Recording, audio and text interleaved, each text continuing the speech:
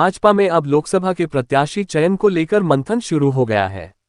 वहीं ग्रेटर नोएडा में आज गौतम बुद्ध नगर लोकसभा क्षेत्र के लिए भाजपा लोकसभा चुनाव समिति और कोर कमेटी की बैठक हुई, जिसमें मुख्य अतिथि भाजपा राष्ट्रीय सचिव कलेस्टर ओम प्रकाश धनखड़, प्रदेश कैबिनेट मंत्री कपिल देव अग्रवाल, क्षेत्रीय अध्यक्ष सत्येंद्र सिसोदिया रहे।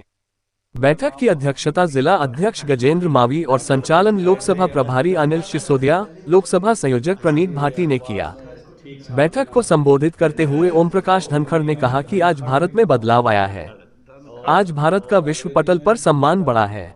इससे पहले मीडिया से रूबरू होते हुए ओम प्रकाश धनखड़ ने क्या कुछ कहा, सुनिए। आज गौतम बुद्ध नगर लोकसभा की बैठक के लिए मैं आया हूं। मिशन 2024 की शुरुआत है। भारतीय जनता पार्टी उस काम पर तेज़ी से काफ़ी पहले से लगी हुई है। हमारा इलेक्शन मैनेजमेंट बहुत पहले से शुरू होता है, केवल उसको और गति देने के लिए, क्योंकि समय मैं कहूँगा कि उल्टी गिनती एक तरह से शुरू हो गई है। अगले जिस चुनाव की डेट तक का टाइम टेबल हर दिन का बनना, अब ये काम है। तो उस नाते से आज मैं लोकसभा की जो प्रबंध समिति है, जो विधानसभाओं की प्रबंध समिति है, उसकी बैठक के निमित्त यहाँ हूँ। मोर्चा के कार्यकर्ताओं के साथ भी मेरी बातचीत होगी, प्रबुद्ध लोगों से होगी।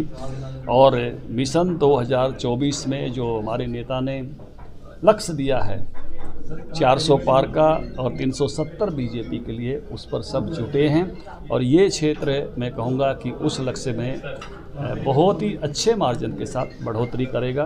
जोरदार तैयारी है।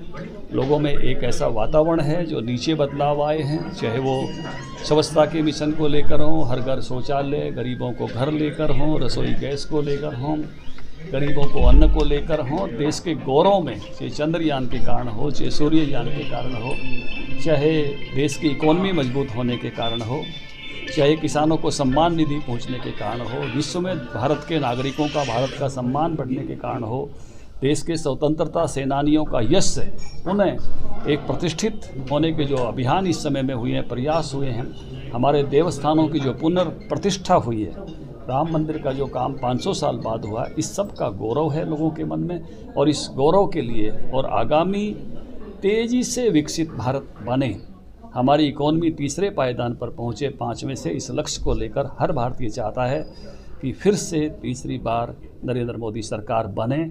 उसी अभियान का हिस्सा बनने के लिए मैं आज यहाँ हूँ। सर, बात की जाए जिस तरीके से गौतम बुद्ध नगर का लोकसभा का चुनाव है, यहाँ आपके सांसद हैं, उनका विरोध है, आपके ही पार्टी के कुछ लोग हैं जो उनका खुलेआम विरोध कर रहे हैं, उस बारे में क्या कहेंगे? देखिए, भारतीय जनता पार्टी अब जो है वो एंटी इनकम्बेंसी को इनकम्बेंसी में बदलने में सब जगह सक्षम हुई है।